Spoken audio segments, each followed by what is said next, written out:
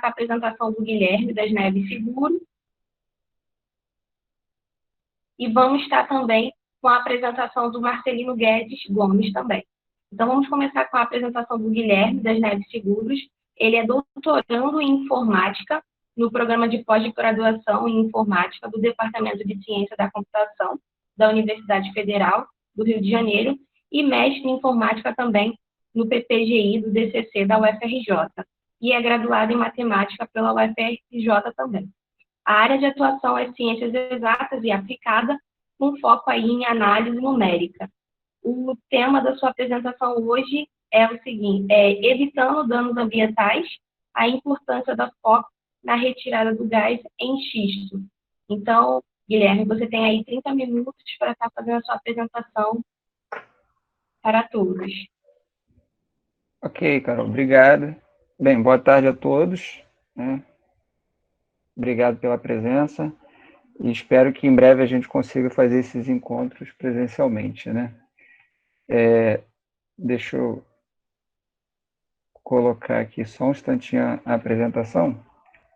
Tá ok. Eu tenho que compartilhar aqui a tela com vocês, só um minutinho.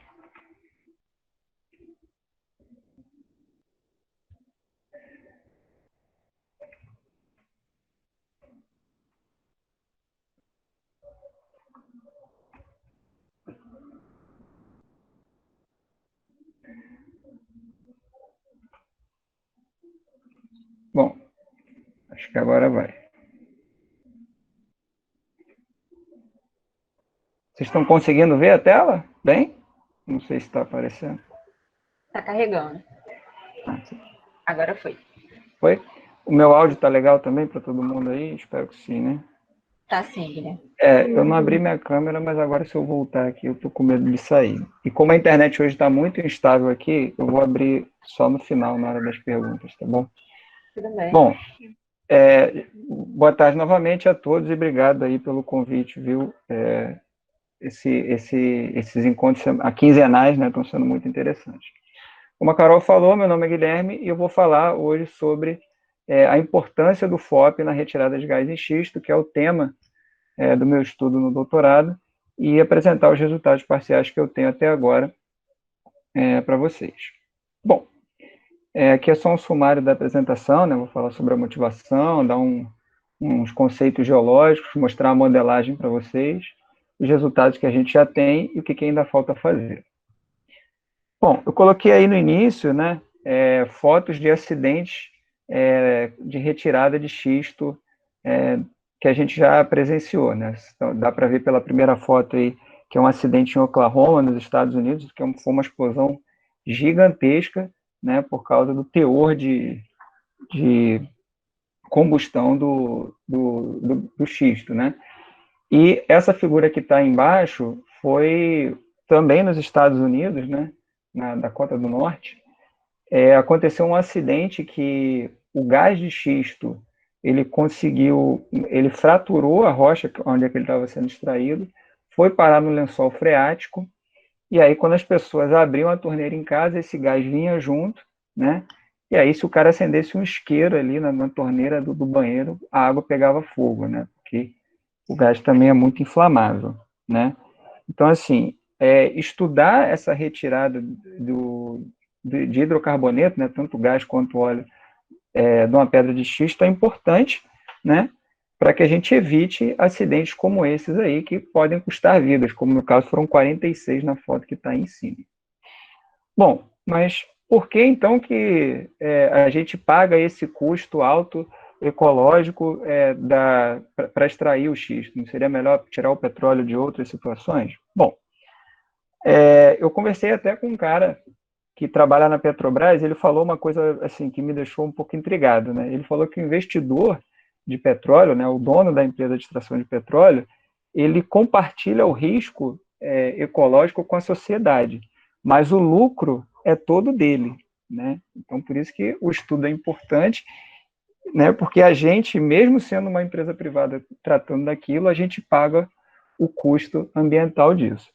E, enfim, a qualidade do xisto, do petróleo de xisto, é muito alta, né? Tem um grau chamado grau API, que mede, né, a qualidade do petróleo, e o petróleo em xisto tem esse grau API maior do que 30. Só para ter uma ideia, mais ou menos, quando ele é acima de 20, ele já é considerado muito bom. E tem muita reserva nos Estados Unidos que o grau é maior do que 50, né? Ou seja, é um óleo leve e produz um combustível de melhor qualidade. Então, economicamente, é muito interessante. E os Estados Unidos, quando descobriram esse potencial em xisto, eles deram uma reviravolta no balanço de oferta e demanda do petróleo. Eu coloquei esse gráfico, né, aí para vocês verem que a produção americana é uma parada, assim, absurdamente grande, né? Então, é viável para eles. Foi tanta a reviravolta que deu, que os Estados Unidos passou de importador líquido de petróleo para ser exportador. Eles tiveram que fazer uma mudança no Senado de uma lei para que os Estados Unidos pudessem começar a vender petróleo a partir do momento que eles acharam o xisto. A única contrapartida dele é que ele é caro para ser produzido. Por exemplo, para pagar todos os gastos dele, você gasta em torno de $40, enquanto a Arábia Saudita, com 8, paga tudo. Então, tem essa guerra comercial em cima do preço do petróleo que a gente está vendo aí desde março, né? Desde fevereiro, na verdade, antes da pandemia, acontecendo também por causa disso. E o estudo também é interessante porque a gente, para estudar essa peculiaridade da rocha de xisto, né, e da retirada por hidrofraturas, que é uma vertente matemática interessante também para a gente fazer em formulações numéricas. Bom, mas o que é o FOP, né? O FOP é a sigla em inglês para pressão de abertura de falha, né? Fault Opening Pressure. Ele é uma descoberta de que é possível você aumentar repentinamente, né, a permeabilidade de uma rocha sem precisar fraturar ela.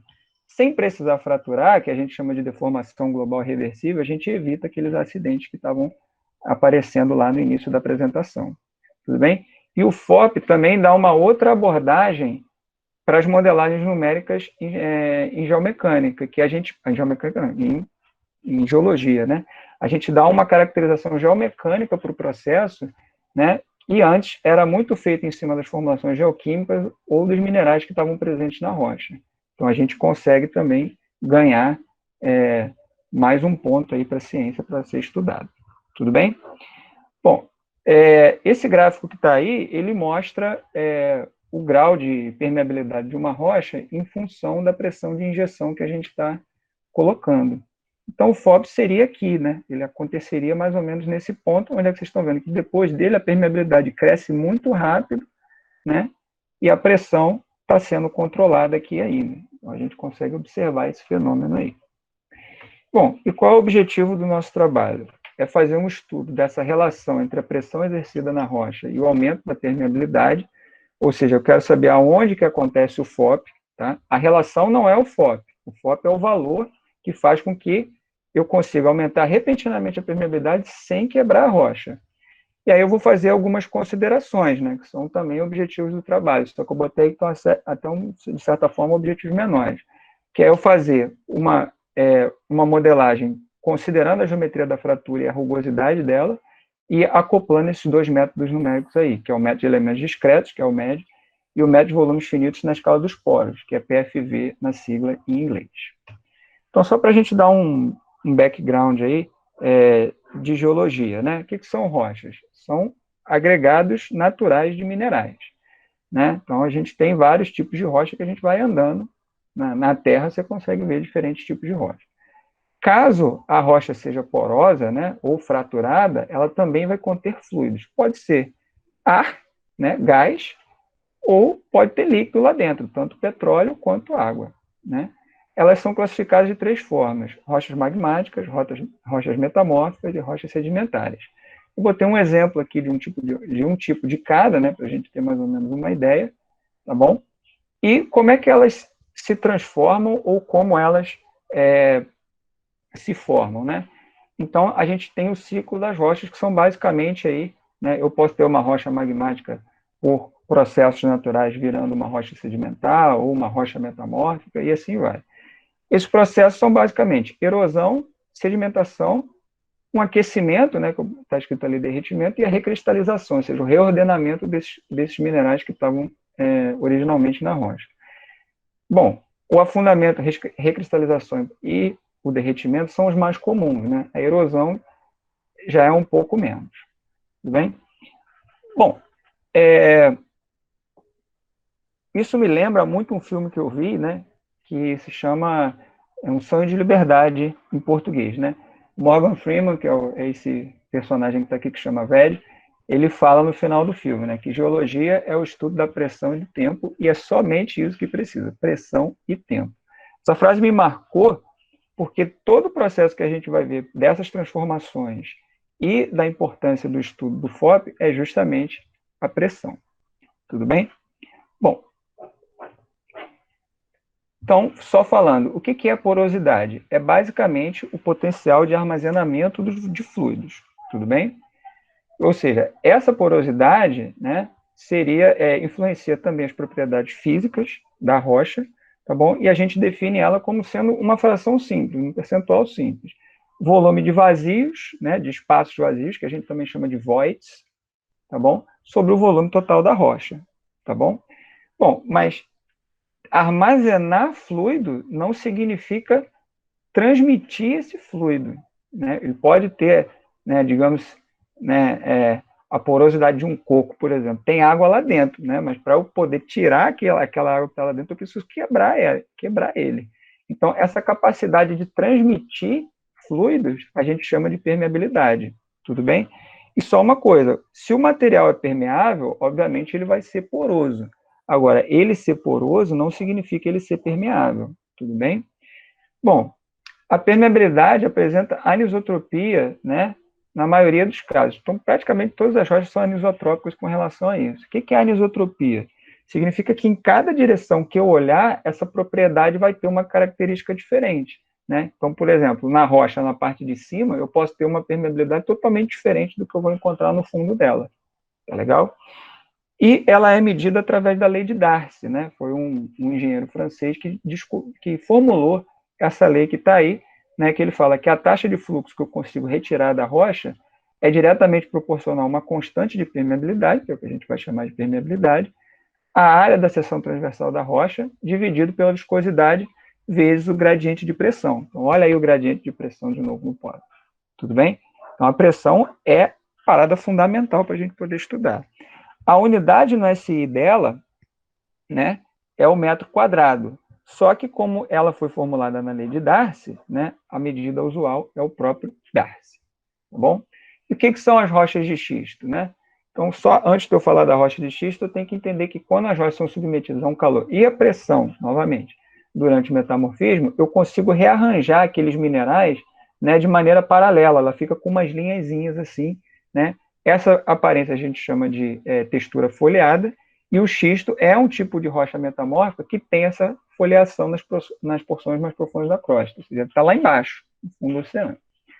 Então, a maior parte do xisto observado até hoje, ele parece ter sido, né, transformado de rochas que são ricas em argila, tá bom?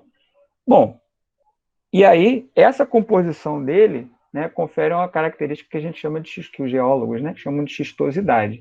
Ou seja, quando eu quebro ela, essa ruptura na rocha causa tipo uma ondulação, assim, né? Então, eu coloquei na foto para vocês alguns tipos de rocha que são folheadas, né? Você está vendo que a maioria dá para ver realmente essas linhazinhas paralelas, né? Essa aqui ficou bem clara. E uma transformação de argilito, que é uma rocha rica em argila, obviamente, né, em xisto, né? Bom, os xistos também são chamados de shale rocks, né? Até o petróleo que é extraído dele é chamado de petróleo shale, tá bom? Então, do ponto de vista mecânico, a argila constitui a estrutura de suporte de carga, ele tem que ter mais de 40% de argila dentro dela, e a característica anisotrópica é muito observada através desse plano folheado que dá a característica à rocha. A argila, sei lá, pela característica dela, os poros são muito pequenos, tá bom? Na casa dos nanômetros, né? Então, são poros muito pequenininhos, né? Por ter uma porosidade muito baixa, né? Aliás, ter a porosidade baixa não significa que o valor dela assim, fique muito baixo o tempo todo. Os poros são pequenos, mas a porosidade dela não é tão baixa. Tudo bem? A permeabilidade, sim, é baixa. Tá?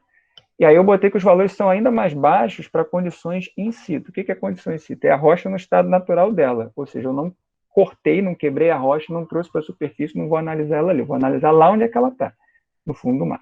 Tudo bem? Então, para fazer teste mecânico, né, real nessas rochas, né, é muito demorado, é muito caro, né, também por conta do equilíbrio da pressão nos postos, também vai ser muito lento. Bom, então o que a gente fez? A gente fez um modelo numérico que descreva o xisto através do método de elementos discretos. Como é que é feito o método de elementos discretos? Bom, são partículas pequenininhas, né, grãos, que formam, né, partículas do todo. Apesar da rocha não ser um material granular, o método de elementos discretos ele vai descrever muito bem o comportamento mecânico dessa rocha, principalmente na parte da quebra. Né? Quando eu tiver fratura, fissura, é muito fácil descrever isso e é muito melhor do que descrever por um modelo contínuo como o método de elementos finitos, por exemplo. Tudo bem? Então, esses elementos eles vão estar ligados entre si, né? Eles são ligados meio que por um esquema do massa-mola, né? Naquela modelagem do massa-mola, tudo bem? E conforme você vai dando força ali, pressão, que a gente chama de processo de carga ou descarga, eles vão se movimentando, vão acelerando, e aí se tiver ruptura e tudo mais, é até fácil de identificar. E é isso que a gente está correndo atrás. Por quê? Eu não estou querendo modelar uma fratura numa rocha de xisto, então eu quero um modelo que me dê um processo de fissura legal. Então, no MED, eu consigo simular o início, a propagação e a interação entre essas fissuras muito bem. Né? Quando é que começa a fissura? Quando a tensão entre dois elementos discretos rompe aquela força que está ligando entre eles, né? a resistência à tração ou até o cisalhamento entre eles. Quando essas fissuras coalescem, o que é coalescer? Aglutinar, aglomerar, né? É uma palavra até chique agora que a gente pode usar na pandemia. Elas formam uma descontinuidade que a gente vai chamar de macrofissura, certo? Você vai romper um pedacinho, do lado provavelmente rompe, e aquilo ali que era bem pequenininho vai dar uma espalhada. Eu consigo mapear isso bem com o MED. Tudo bem? Bom, isso é uma vantagem. Por quê? Eu consigo mapear bem esse processo de fissura e não preciso me importar com a origem dessa fissura. Eu não quero saber se é uma pressão, se é o fluido, se é alguém batendo na rocha, isso não faz diferença. Eu consigo modelar ela muito bem. Tudo bem? Então, toda a quebra que acontecer vai ser no ponto de contato entre aqueles grãos, né, aquelas partículas, e vai ter orientação perpendicular aos centros dessas bolinhas. Tá bom? Bom, a rocha com fraturas pré-existentes, né, que é o caso que a gente vai querer uma rocha que já esteja fraturada, né, eu vou ter muita descontinuidade. Beleza. Bom, só que essas propriedades das descontinuidades, elas são consideradas diretamente, né? Então eu consigo ter uma resposta mais interessante da fratura, porque eu já estou considerando ela lá na ponta, eu não estou fazendo um modelo que está fazendo suposições e hipóteses, ela já entra direto. Bom, qual é o preço que eu pago por isso? Eu preciso ter um passo de tempo muito pequeno para que essas fissuras, quando acontecerem, mexerem, né? E esse desequilíbrio de força, ele poder se ajustar, né, a tempo, né? Ou seja, eu vou ter esse reequilíbrio quando essas forças que mexerem, elas ficarem reduzidas a zero. Então, esse meu passo de tempo, né, para que eu tenha essa estabilidade numérica, não vai ser um tempo absoluto, vai ser um tempo que dê para acontecer toda a modelagem sem romper ela de vez ou ter algum erro extremo. Tudo bem? Só que o que vai acontecer? Quando eu botar um fluido dentro dessa rocha, o MED já não vai ser tão bom. Porque aí para considerar, para eu falar, essa bolinha aqui é rocha, a outra é fluido, então não pode estar ligado assim, tudo mais, vai me trazer um problema, vai me trazer um custo a mais. Então é por isso que eu preciso entender o processo de hidrofratura, né? Ou seja, a fratura ela vai ser um resultado do fluido batendo na rocha por causa da pressão que eu falei lá no início, e aí eu vou ter o movimento dessas partículas, tudo bem? Ou seja, o fluido, que pode ser tanto água líquido quanto gás, né, vai bater nessa superfície livre, vai fazer ele acelerar, deformar e fraturar. Gente, perdão, eu moro no caminho aqui dos aviões, tá? Então, de vez em quando pode passar um. Então, o que eu preciso? Eu preciso que eu tenha, junto com o método de elementos discretos, um modelo que descreva bem o fluido. E aí eu preciso fazer o PFV. Né? O que é o PFV? É o Point-Scale Finite Volume, né? Que é o método de elementos de volumes finitos na escala dos points, ou seja, né? Naquela consideração, né, de pedaços bem pequenininhos. Então, o fluxo vai ser levado em consideração a partir dessa decomposição do espaço poroso, ou seja, imagina aqui nessa segunda figura, eu tenho 4 partículas ali e eu coloco elas como sendo vértices de um tetraedro. Tudo bem? Então, eu faço o quê? Eu considero o fluxo do fluido nessa face de tetraedro que está aí. Tudo bem? Eu vou ter os raios, né? Não são uniformes por causa do material granular, cada partícula pode estar de um tamanho diferente, então eu vou considerar aqui os raios nesses vértices e o fluxo vai ser medido nessa face aqui. Tudo bem? Esse modelo, né?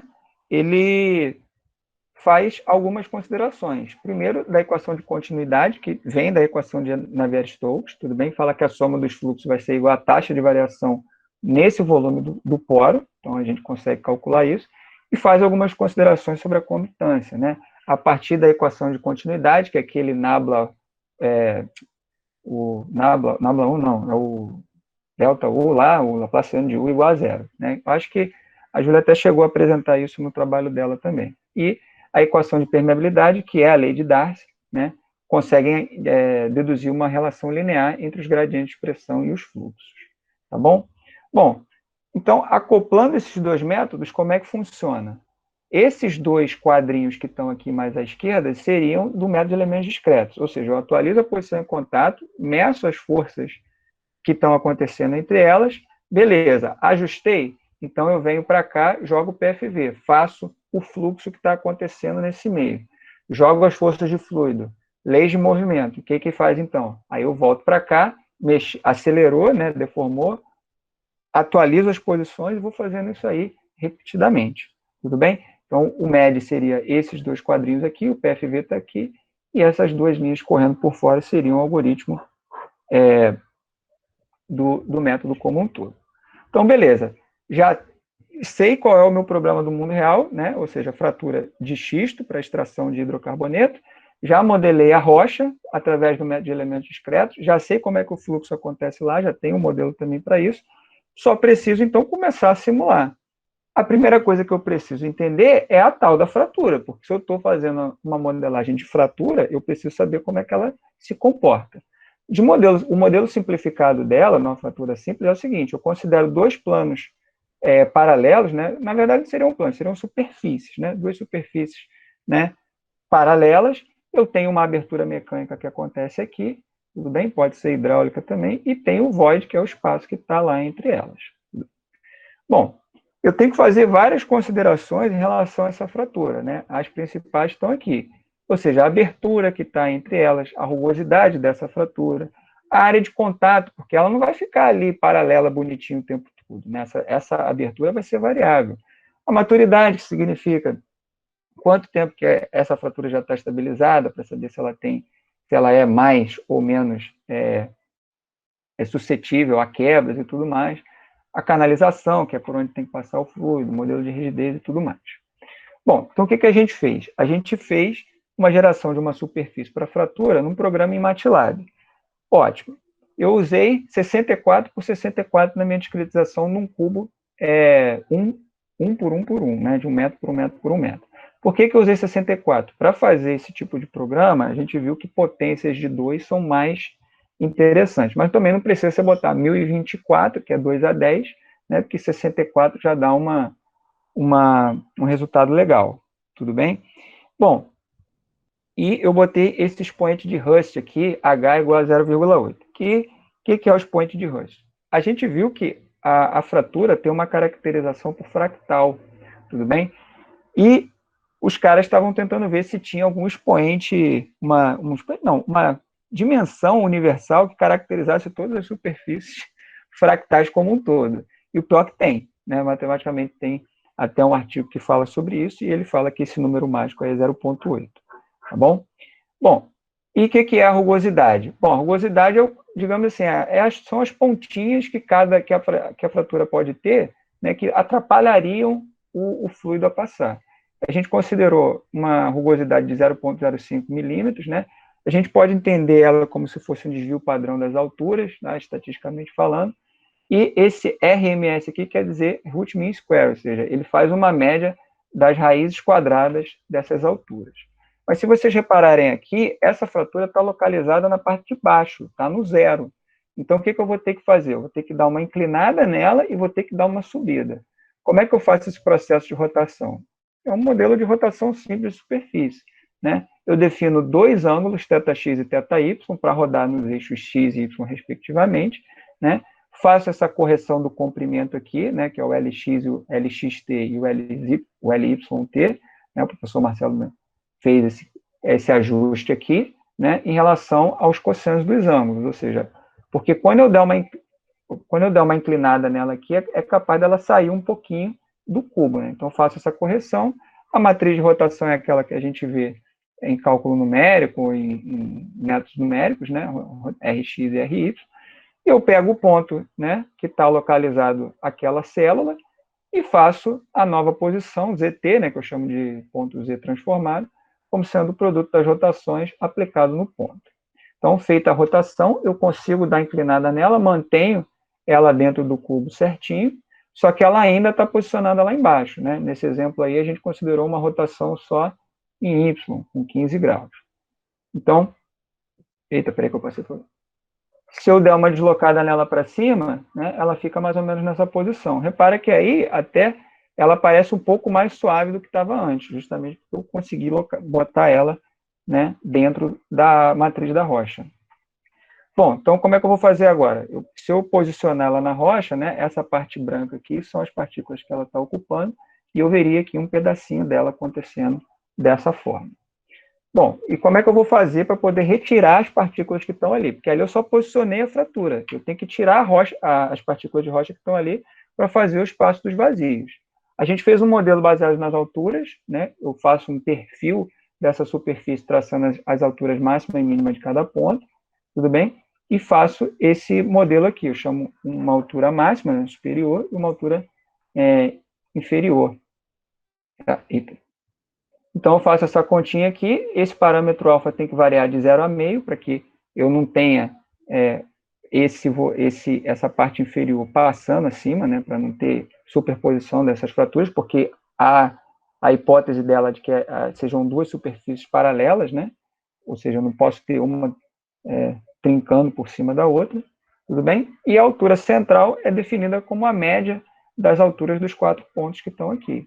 Então, eu faço esse ajuste e determino o seguinte: quem tiver no meio desses valores que eu defini aqui, ou seja, tiver entre essa região pontilhada, eu retiro, tudo bem? E aqui eu tenho o meu espaço do void, tá legal? Então, está ali, ó, se o Z central tiver entre a região máxima e mínima, eu consigo retirar o elemento. Então, aquela fratura que estava lá toda esquisitona, mas estava contínua, eu agora tenho um modelo mais ou menos desse tipo. Esse pedaço branco aqui foi por onde eu retirei, que é por onde o fluido vai fluir. Tá bom?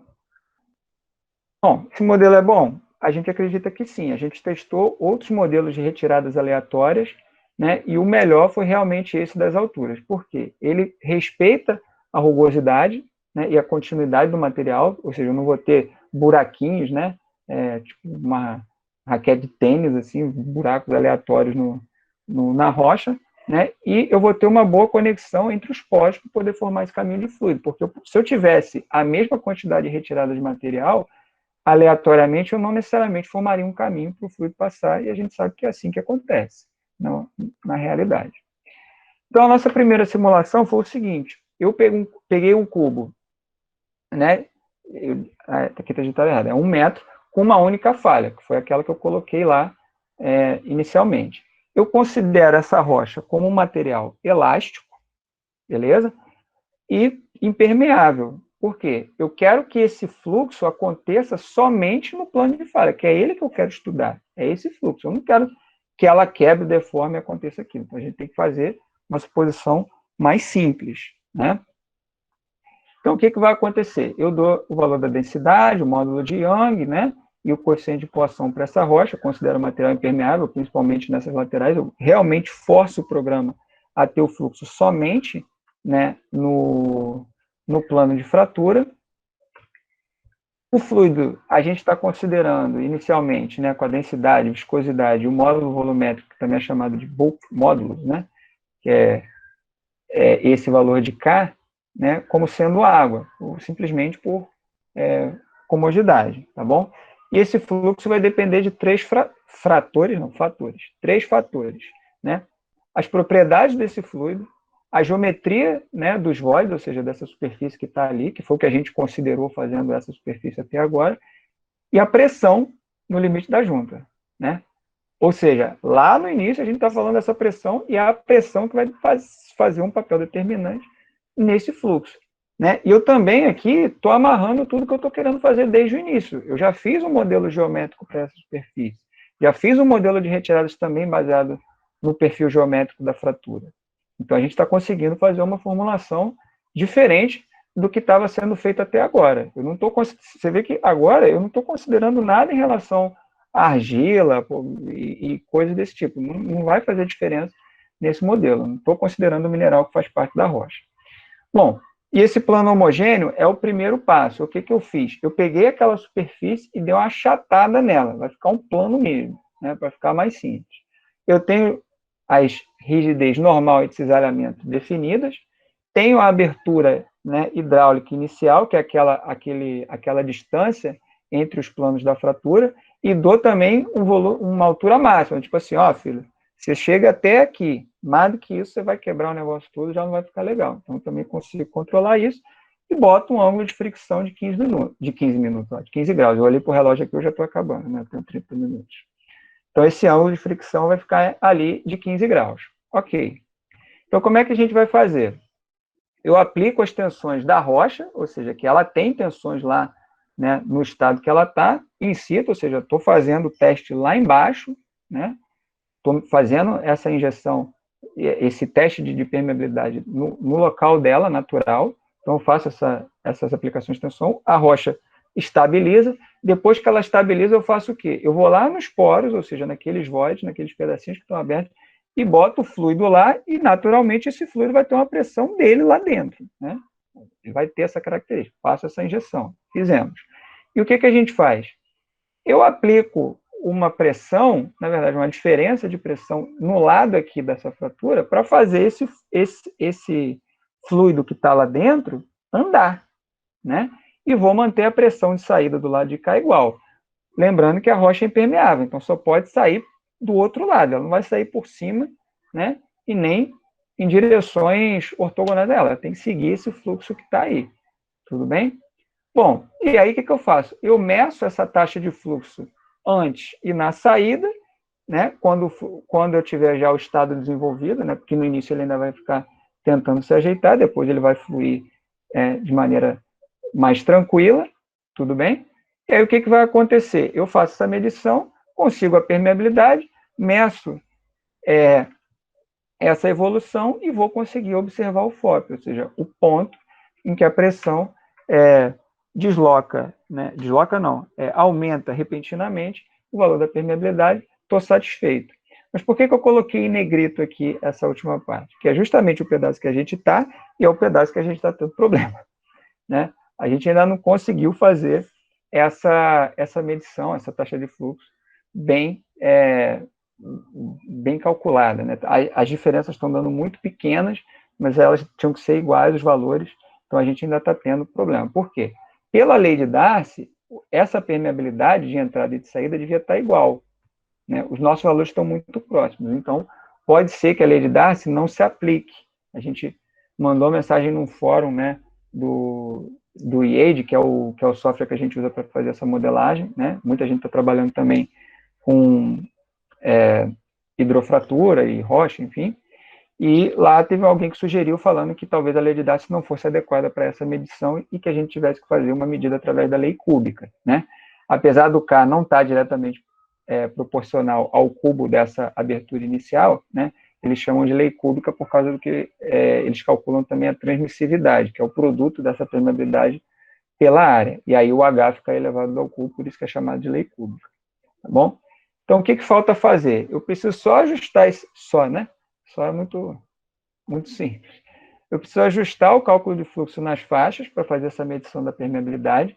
Fazendo essa medição de permeabilidade, ok, eu consigo ver a evolução dela com o aumento da pressão. Quando eu ver que ela aumentou repentinamente, eu observo o FOP, eu comprovo que ele está lá, que ele existe, essa descoberta. Então, eu valido tudo aquilo que eu estava querendo, que era fazer uma descrição geomecânica e levando em consideração a geometria da fratura. E aí depois eu faço o teste para o caso de uma superfície heterogênea, né, que eu fiz do plano homogêneo, retinho, bonitinho. Só que aí eu, fazendo a superfície heterogênea, eu levo em consideração a rugosidade da fratura, a resistência à tração e outras coisas que são parâmetros mais reais para o que acontece, né? Sendo que essa superfície heterogênea, ela já está pronta, né? O que está faltando é só o ajuste do cálculo. Então, seria basicamente, se eu ajustar o cálculo da fratura, que é esse primeiro ponto, né? Se eu ajustar esse primeiro ponto, os outros 3 meio que vêm no efeito cascata. E aí é só finalizar o serviço. Bom, eu botei 4 referências aqui básicas só para mostrar, né? Esse primeiro artigo aqui fala do expoente da codimensão universal, que é o expoente de Hust, tudo bem? O Catalano escreveu 3 artigos, esse aqui é o melhor deles, falando sobre o modelo do PFV acoplado ao MED. Esse artigo do Frédéric Donzé, que foi um professor lá da França, que trabalhou com o professor Marcelo, que é meu orientador, explica o FOP, né, o processo todo do FOP, e esse artigo do Zimmermann, que fala sobre a condutividade nas rochas, que é onde ele apresenta a lei cúbica. Bom, eu me excedi um pouquinho no tempo aí, mas acho que eu fico por aqui. Muito obrigado. Tranquilo, Guilherme, obrigado. Agora está aberto as perguntas aí, pessoal. Se quiser fazer alguma pergunta, algum comentário para o Guilherme.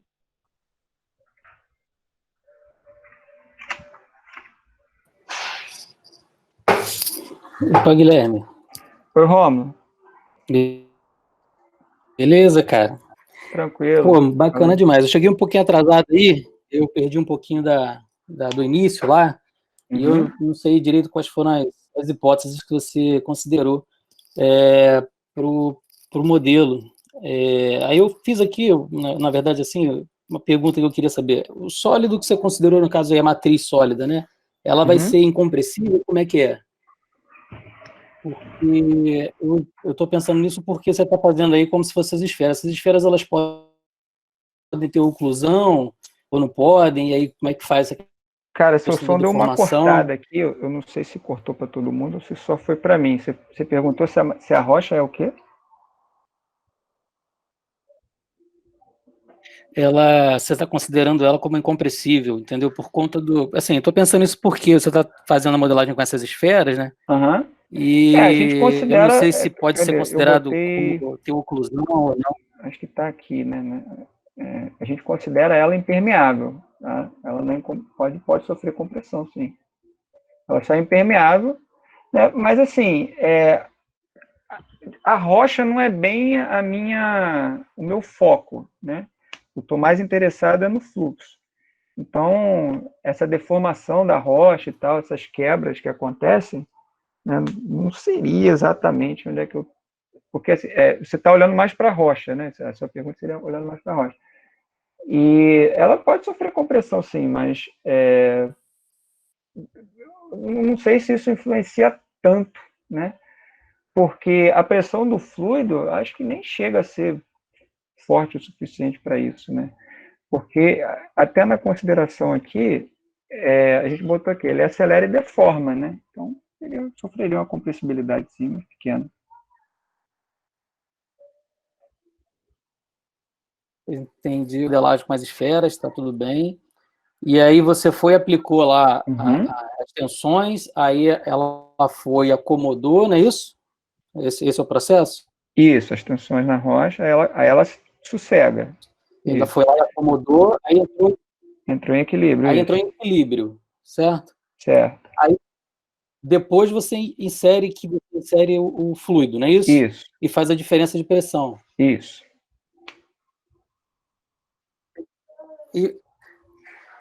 Mas, assim, na real, já não teria o fluido dentro da rocha? Como é que é? Não, o fluido está lá dentro. Tanto é que Antes? aqui, esse segundo passo que eu botei aqui, ó, deixa eu ver. Tá vendo? Esse segundo passo aqui é a pressão de poro. Essa pressão de poro é a pressão do fluido que já está lá dentro da rocha, né? Que seria o hidrocarboneto que estaria lá. Entendeu? Essa diferença de pressão que eu dou por fora. Pode falar. Não, pode falar, eu te atrapalhei, desculpa. Alô? Foi, não, é só o seguinte, é porque eu tinha entendido que você tinha, tipo, que você tirava criava, né, o espaço, né, Uhum. os voids. Isso. Depois que a parte sólida, a matriz sólida, ela acomodava, você inseria o fluido ali e depois faria a diferença de pressão para ver como é que é o fluxo. Não, quando eu crio aquele espaço... Eu entendi isso, né? Não, desculpa, eu posso ter dado essa ideia, mas quando eu tiro aquelas bolinhas lá, aquele modelo de retirada, eu meio que estou tirando a rocha para falar, ó, aqui não é rocha, aqui é fluido, entendeu? E aí esse fluido que já está presente dentro da rocha, inicialmente, ele tem uma pressão, certo? Que é essa pressão de poro, e aí depois eu aplico a pressão por fora da rocha para que esse fluido que está lá dentro parado, ele ande, né? Ele flua, entendeu? Eu entendi sua pergunta. Você achou que eu tirava o negócio e injetava o fluido dentro dela, no espaço vazio, era isso, né? Isso, depois ela para de sofrer a compressão. O fluido já está lá dentro antes. Entendi. Por isso até que eu tenho que acoplar o método, entendeu? Porque senão podia fazer tudo só usando o médio de elementos discretos. A necessidade de acoplar é justamente essa. Se eu for fazer isso para o Navier-Stokes, o custo disso aí, cara, é muito alto. Não ia ficar. Aquele modelo PFV com aquelas simplificações que ele faz lá, ele deixa o cálculo como um somatório, fica muito mais fácil de fazer, entendeu? Até porque a gente está falando de uma escala muito pequena, então Navier-Stokes para uma escala muito pequena, vai ser muito difícil, entendeu? Então, a necessidade de acoplar é justamente isso aí, vem dessa pergunta sua. Entendi. Tá certo. Eu que valeu, agradeço obrigado, a pergunta, cara. Valeu.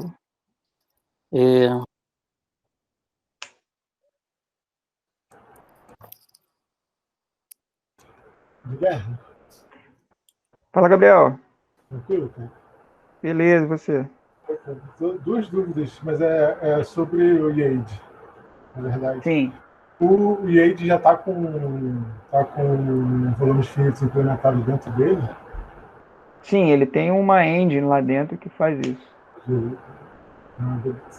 Eu não sabia. E a outra ele chama de DFN Flow. Já está...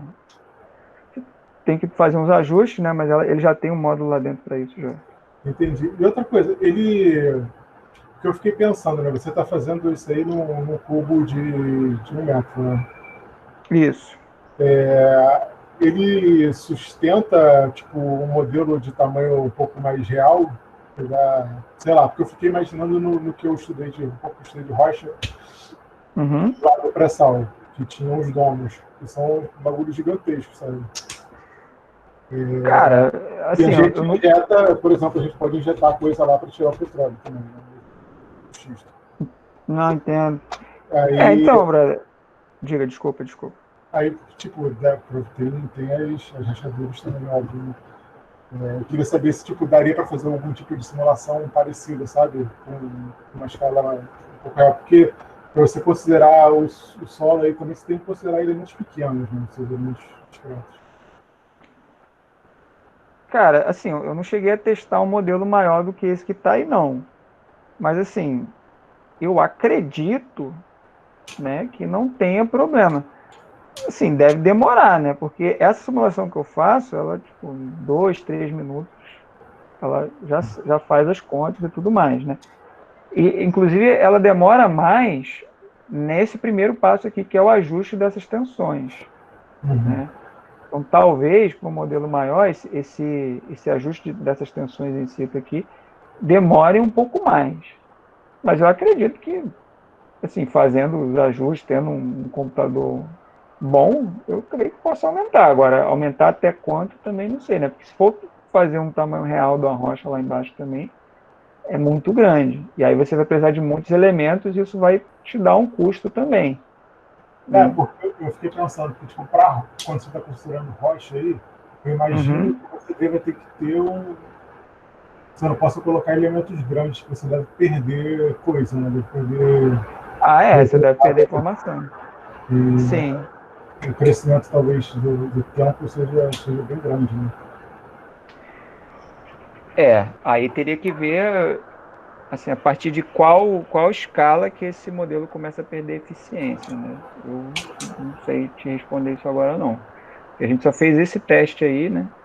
Entendi. Eu acredito que sim, mas, cara, eu acho também, aí eu não sei, né? Você está na indústria, deve saber melhor do que eu.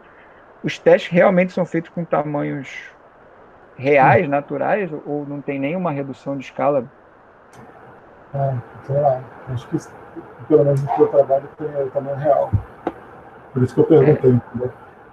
Então aí eu acredito que sim, mas vai ter um custo, né? Não tem almoço grátis. Você consegue modelar Eu bem. fico pensando também, quanto você, nos elementos créditos, você está aumentando o número de elementos também. A partícula tem que ser um grão, né, cara? Não pode ser muito, muito grande, senão não fica legal. Mas. Tá beleza, era só curiosidade. Até porque, só complementando, os poros são pequenos. Então, eu acho que não pode aumentar muito, não, senão o custo fica caro mesmo. Exato. Beleza, Valeu, obrigado, cara. E aí, pessoal, mais alguma pergunta para o Guilherme? Na verdade, eu tenho outra, sim. Eu estou enchendo aqui a paciência do Guilherme aqui. Nada, cara, pode perguntar. Guilherme, Há muito tempo cara, que eu não te vejo. Pode falar à vontade, que eu tava com saudade de ouvir sua voz. eu queria entender melhor, cara, essa parte do problema que você está tendo aí.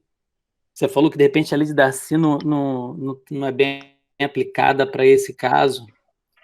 Isso foi uma sugestão que eu tive, né, de um... Poderia me explicar um pouco melhor qual é o problema? Posso.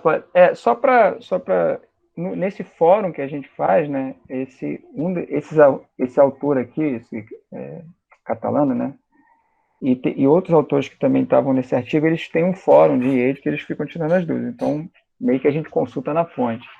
Ele falou que talvez a lei de Darcy, ou Darcy, eu não sei falar também, mas não fosse boa nesse modelo, né, porque para medir o fluxo, eu estava medindo o fluxo através da face.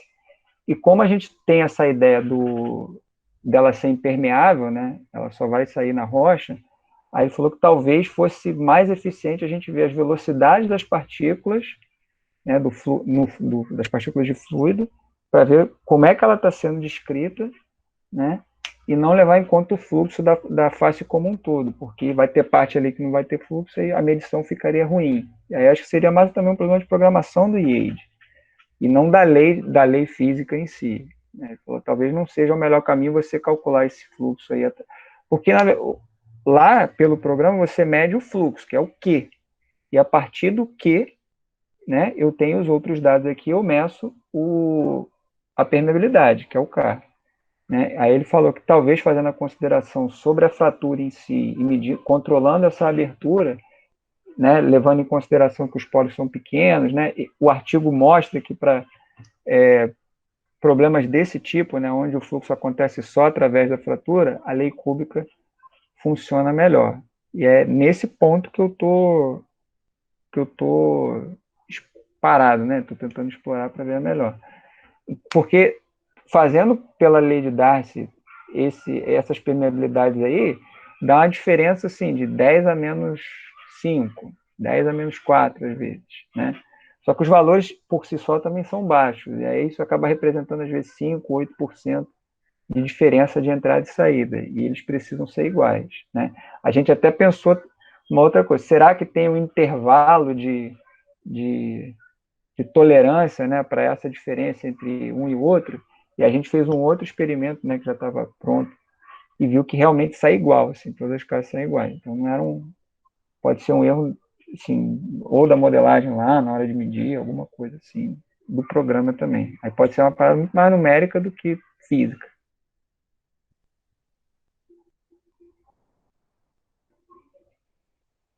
Né? Entendi, Nada, entendi. Valeu, cara. tranquilo. E aí, gente, mais alguma pergunta para o Guilherme? Não, não? Então, Guilherme, agradeço a sua apresentação, sua participação, e vamos dar Eu que agradeço. continuidade com a Obrigado. nossa